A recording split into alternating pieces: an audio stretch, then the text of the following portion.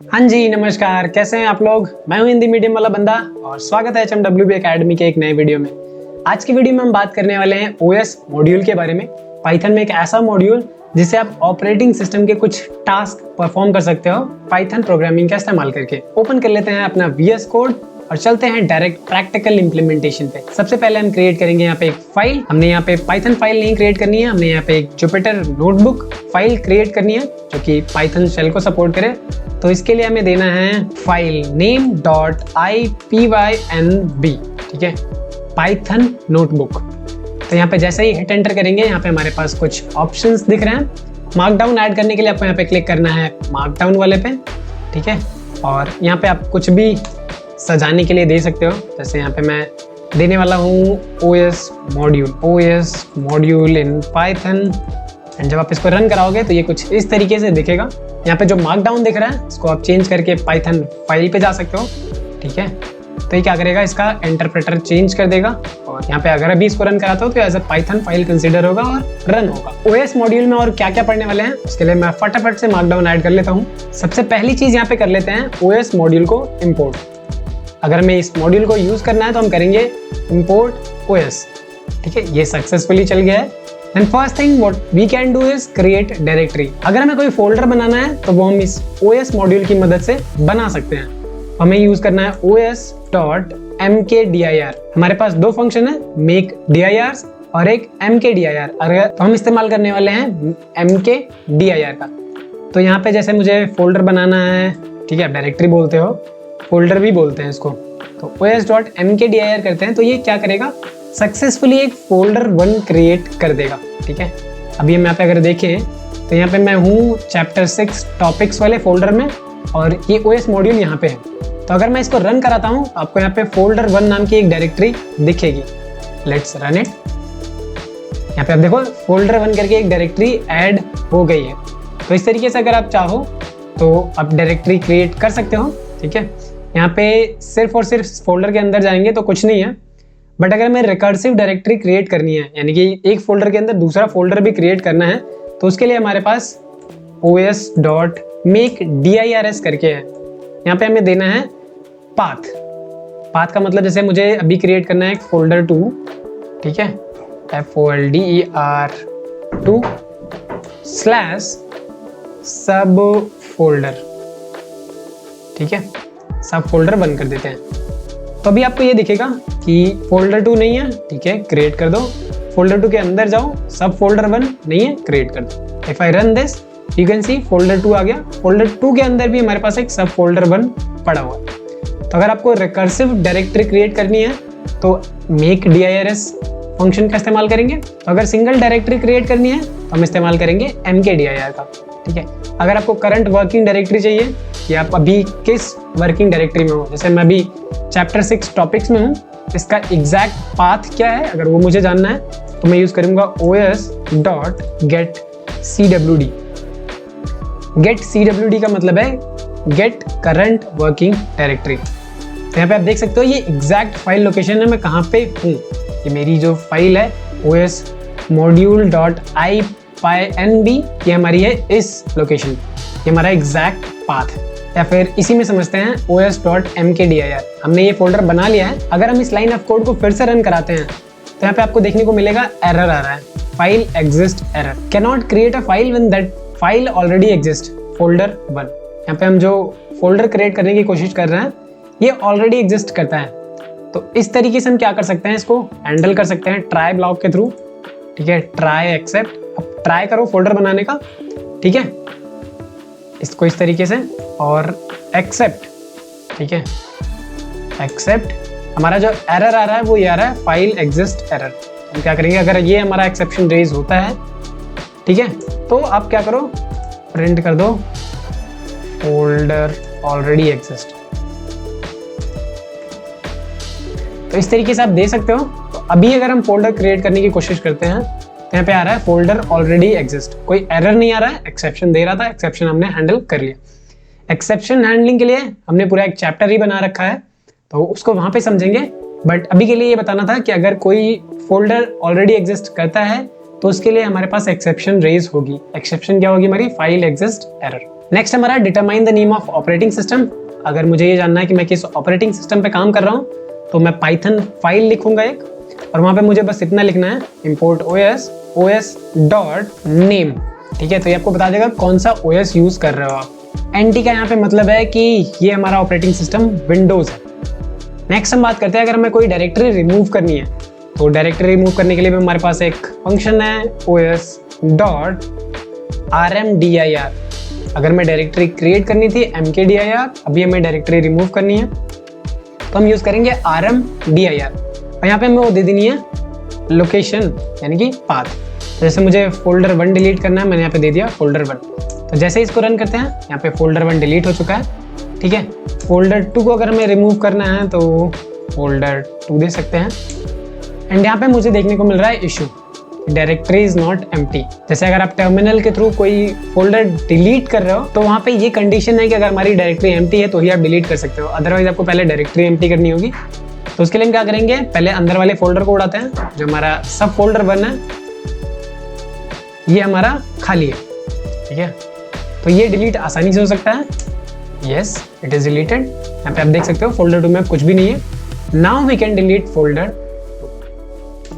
अभी हम डिलीट करते हैं तो ये फोल्डर 2 भी डिलीट हो चुका है। तो इस तरीके से आप फोल्डर रिमूव करते हो। फाइल की बात करें, फाइल के लिए अगर हमें कोई फाइल रिमूव करनी है तो उसके लिए भी हमारे पास एक फंक्शन है os.remove, और यहाँ पे आपको वो फाइल का लोकेशन देना होगा। अब यहाँ पे मेरे पास कोई फाइल है नहीं, तो एक फाइल मैं क्रिएट कर लेता हूँ। ठीक है, sample file.txt। ठीक है, यहाँ पे मैं लिख देता हूँ सेव, एंड हम आते हैं अपनी OS मॉड्यूल वाली फाइल में। यहाँ पे हम इसको रिमूव करते हैं। हम जिस फाइल में ये कोड लिख रहे हैं वो है OS मॉड्यूल, और जो हमें रिमूव करना है वो हमारा है sample file.txt। ठीक है, ये हमारा आउटसाइड ऑफ दिस स्कोप है, इसको क्या करते हैं हम अंदर ले जाते हैं। तो अभी sample file.txt वहाँ पे है जहाँ पे हमारी ये वाली फाइल है। तो हम डायरेक्टली इस फाइल का नाम दे सकते हैं। अगर हम ऐसा लिखते हैं और रन कराते हैं तो आप देखोगे ये फाइल हमारी रिमूव हो चुकी है। तो अगर आप फाइल रिमूव करना चाहते हो तो os.remove दोगे, डायरेक्टरी रिमूव करना चाहते हो तो os.rmdir दे सकते हो। अब यहाँ पे इसका एप्लीकेशन देख लेते हैं।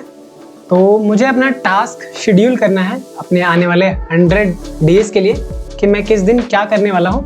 तो उसके लिए मैं एक पर्टिकुलर डायरेक्टरी क्रिएट करने वाला हूँ, डे 1, डे 2, डे 3, डे 4 के नाम से। ठीक है, तो मुझे क्या करना है, 100 डायरेक्टरी क्रिएट करनी है। मैं चाहूँ तो मैनुअली कर सकता हूँ, बट क्योंकि मैं प्रोग्रामर हूँ तो मैं आसान तरीका ढूंढूंगा और मैं एक ऐसा स्क्रिप्ट लिखूंगा जो कि हमारे लिए फोल्डर क्रिएट करेगा इतने सारे। तो मुझे फोल्डर क्रिएट करने हैं कितने, 100। तो हम यहाँ पे फॉर लूप लगाएंगे, फॉर आई इन रेंज 0 से 100। अब मुझे क्या करना है, 100 टाइम्स फोल्डर क्रिएट करना है। तो फोल्डर क्रिएट करने के लिए os.make_dirs यूज करेंगे। एंड यहाँ पे लेट्स से माय एक फोल्डर बना लेते हैं सबसे पहले, डेली टास्क। ठीक है, और इसके अंदर हमें क्रिएट करना है अपना डे वाइज फोल्डर। तो डे वाइज फोल्डर करेंगे तो क्या आएगा, डे, यहाँ पे दे देते हैं हम i+1। i की वैल्यू 0 होगी। ठीक है, ऐसे दे सकते हैं या फिर ऐसे दे सकते हैं, लूप स्टार्ट करो 1 से 101 लिखा है, इसका मतलब है 100 बार चलाओ। यहाँ पे उसी नाम से हम डे 1, डे 2, डे 3 भी क्रिएट करेंगे। ठीक है, हो सकता है कि ये डायरेक्टरी ऑलरेडी एग्जिस्ट कर रही हो, तो हम इसको डालेंगे ट्राई में, ट्राई। एंड अगर डायरेक्टरी ऑलरेडी एग्जिस्ट कर रही हो तो यानी कि फाइल एग्जिस्ट एरर, तो वहाँ पे कुछ मत करो। ठीक है, प्रिंट कर दो ऑलरेडी एग्जिस्ट। ये जो प्रिंट होगा ये हमारे यहाँ पे प्रिंट होगा। ठीक है, एक्चुअल फाइल में कोई भी चेंजेस नहीं आएंगे। तो अगर मैं इस तरीके से करता हूँ तो एक डेली टास्क नाम का डायरेक्टरी बनेगा, एंड देन उसके अंदर ये सारे डायरेक्टरी बनेंगे यूजिंग फॉर लूप। तो अगर अभी हम इसको रन कराते हैं तो यू कैन सी, जैसे ही मैंने यहाँ पे रन किया ये कह रहा है डायरेक्टरी ऑलरेडी एग्जिस्ट। यहाँ पे एक चीज़ मिसिंग है, यहाँ पे मुझे देना होगा ये f स्ट्रिंग, अदरवाइज ये एज अ स्ट्रिंग कंसिडर कर रहा था। अब यहाँ पे एक वेरिएबल कंसिडर होगा और डे 1, डे 2, डे 3 की वैल्यू चेंज होती रहेगी। तो इसको कराते हैं हम रन। तो यहाँ पे आप देखोगे अगर, तो डेली टास्क नाम का एक फोल्डर क्रिएट हुआ है और इसके अंदर हमारे पास डे 1, डे 2, डे 3 से लेके डे 100 तक के फोल्डर्स बने हुए हैं। तो जो काम हम मैनुअली कर सकते थे उसे हमने प्रोग्रामिंग के थ्रू किया, जिससे हमारा टाइम बच गया।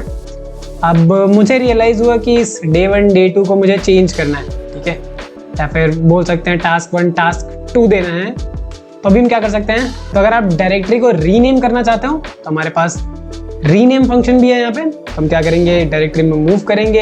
अब यहाँ पे जो हमारा os.makeDirs था, यहाँ पे हम यूज करेंगे os.rename। रीनेम के लिए हमारे पास पहला ये था, ठीक है, तो इसी को मुझे क्या करना है, रीनेम करना है। मैं यहाँ पे कॉपी कर लूंगा, ओल्डर वन यहाँ पे होगा और टारगेट हमारा यहाँ पे होगा जो न्यूअर वन होगा। तो यहाँ पे हम डे 1 डे 2 की जगह लिखने वाले हैं हमारा टास्क 1 टास्क 2 ऐसे करके, ठीक है। तो हम यहाँ पे दे सकते हैं टास्क।